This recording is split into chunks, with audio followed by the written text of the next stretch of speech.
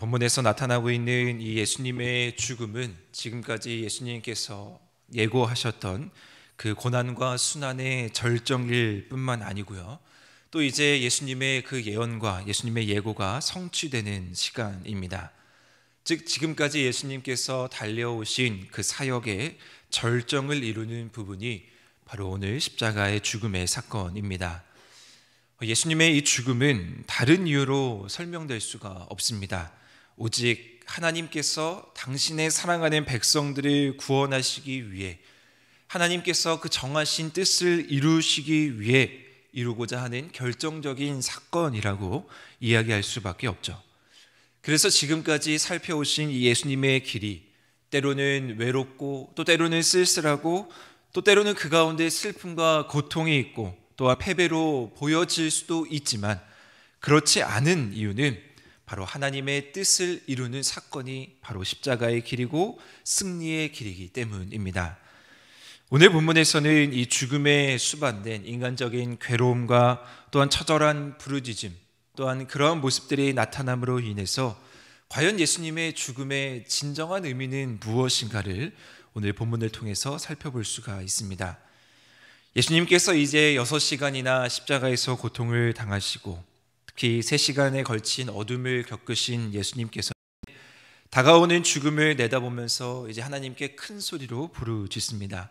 엘리 엘리 라마 사박다니, 나의 하나님 어찌하여 나를 버리셨나이까 라는 부르짖음입니다.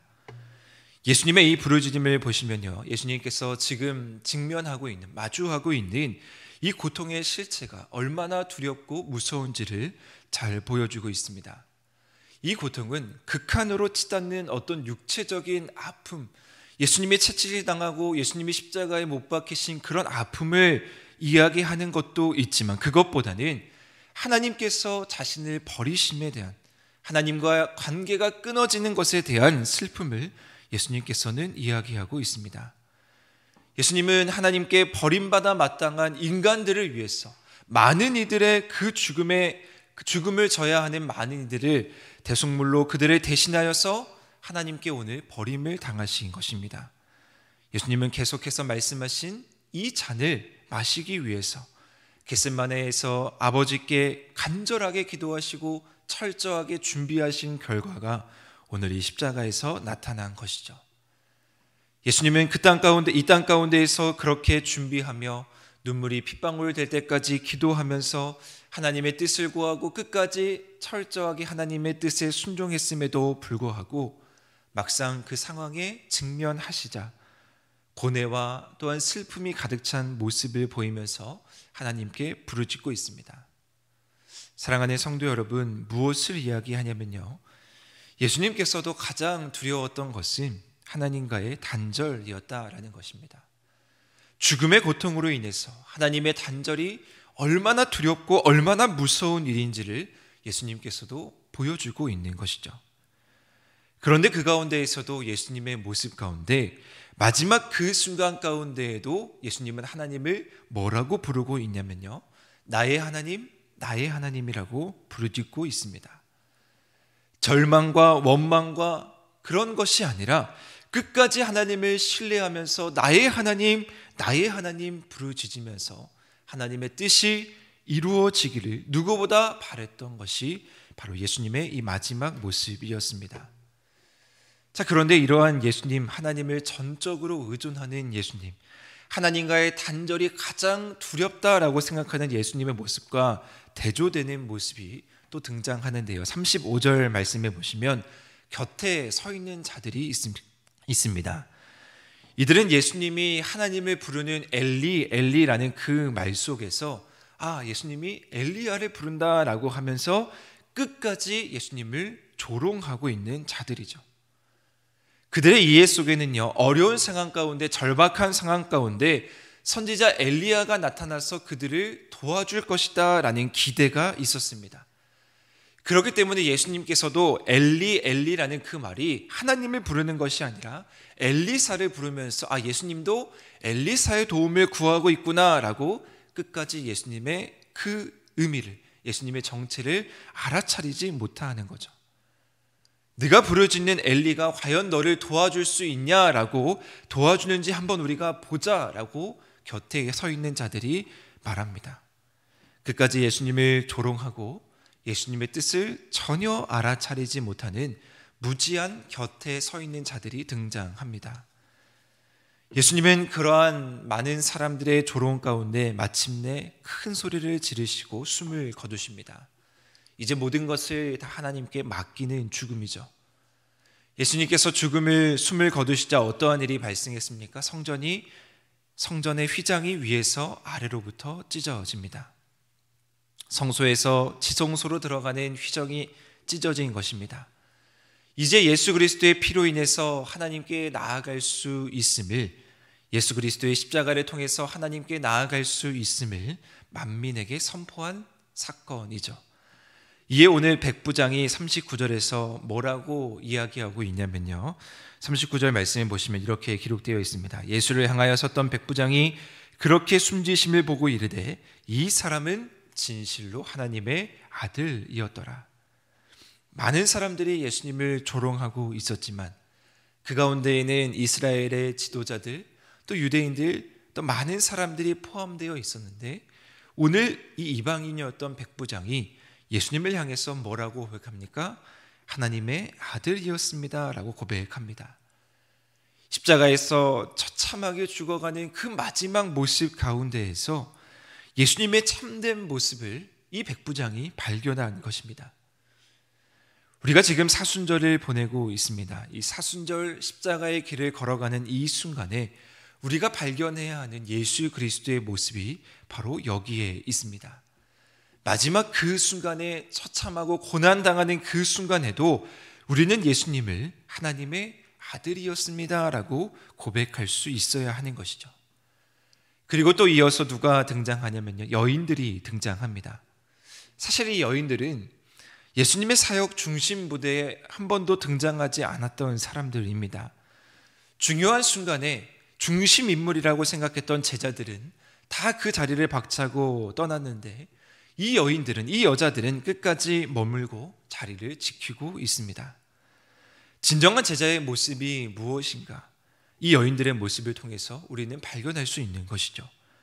이 여인들은요, 훗날 예수 그리스도의 죽음의 증인이 되었고 또한 더 나아가 훗날 부활의 증인이 되어서 많은 이들에게 이 놀라운 소식을 전하는 데 귀하게 쓰임받은 자들이 바로 이 여인들입니다. 사랑하는 성도 여러분, 우리가 십자가의 길을 걸어간다라는 것, 우리가 사순절 예수 그리스도의 길을 묵상한다라는 것은 끝까지 예수님의 길을 지키면서 우리 역시 십자가의 고난과 그 부활을 증언할 수 있는 삶을 살아가는 것, 그것이 우리가 이 사순절을 보내는 거룩한 제자의 모습이라고 여겨집니다.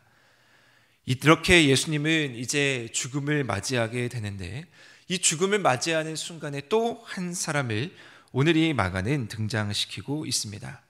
누구냐면 바로 아리마대 사람 요셉입니다. 이 아리마대 사람 요셉은 예수님의 시체를 요구한 사람으로 등장합니다. 이 요셉은 어떤 사람이었습니까? 존경받는 공회원이었습니다. 그런데 그가 오늘 본문에서 어떻게 하냐면요, 당돌이 빌라도에게 예수님의 시체를 요구합니다.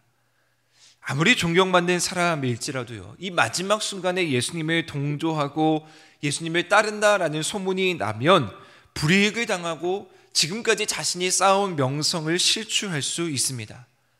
그런데 이 아리마대 사람 요셉은 무엇이 더 중요한지, 무엇이 더 존경받는 일인지, 무엇이 더 가치 있는 일인지 알았던 자죠. 왜냐면요, 오늘 본문에서 그에 대한 소개를 어떻게 하고 있냐면요, 하나님의 나라를 기다리는 자였다라고 기록하고 있습니다. 예수님께서 마가복음을 시작하면서 뭐라고 선포하고 계십니까?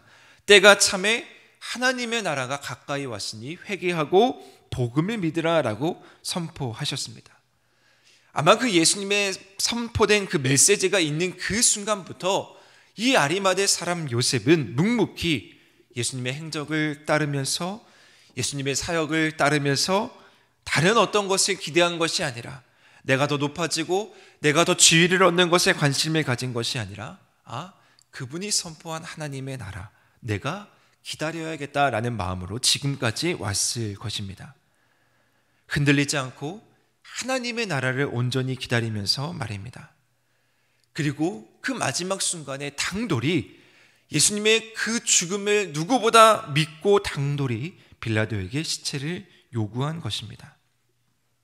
용기 있는 그 믿음으로 마지막 예수 그리스도의 죽음 십자가의 순간에도 결코 배반하지 않고 그 자리를 지켰습니다. 왜냐하면 예수님으로부터 자신이 지금까지 기다리고 간절히 고대했던 하나님의 나라가 완성될 것을 믿었기 때문입니다. 그래서 마지막까지 자신이 할 수 있는 예를 갖추고 예수님의 시신을 처리하는데 이 아리마대 사람 요셉이 귀하게 쓰임 받습니다.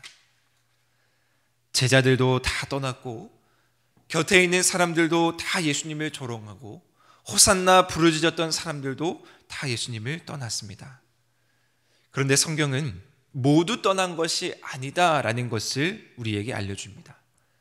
이방인이었던 백부장이 하나님의 아들입니다라는 것을 마지막 순간에 고백했고, 또 여자들이 끝까지 예수님의 무덤을 지켰으며 아리마대 사람 요셉이 시신을 수습하며 예수님을 끝까지 지켰습니다. 그리고 우리도 이제 오늘 이 순간 끝까지 예수님의 자리를 지키는 자로 있어야 합니다. 이들의 공통점이 무엇입니까? 예수님을 향한 자신의 신앙을 가지고 끝까지 흔들리지 않았다라는 것입니다. 어떠한 상황이 닥쳐와도, 어떠한 순간이 닥쳐와도 자신의 이익을 위해서 그 십자가를 선택한 것이 아니라 하나님의 뜻을 이루는 예수님의 길을 묵묵히 끝까지 지키면서 흔들리지 않았다라는 것이죠. 2024년 이 사순절 우리가 거룩한 주님의 십자가의 길을 걸어가는 이 순간, 우리도 주님이 부르시는 그날까지 끝까지 흔들리지 않고 이 길을 걸어가기를 주님의 이름으로 소망합니다.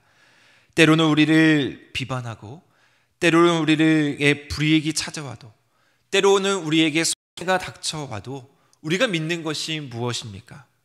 이미 예수님께서는 부활하셨고 이 길이 승리의 길이고 이 길이 소망의 길이고 다시 오실 주님이 기다리는 이 순간 우리에게 가장 행복한 길이 이 길임을 우리는 알기에 우리가 마지막까지 자리를 지켰던 오늘 본문에 등장하는 사람들과 같이 우리가 이 길을 지키며 훗날 예수님께 칭찬받고 예수님의 영광을 위해서 살아갈 수 있는 우리 하늘의 모든 성도님들 되시기를 주님의 이름으로 간절히 축원드립니다.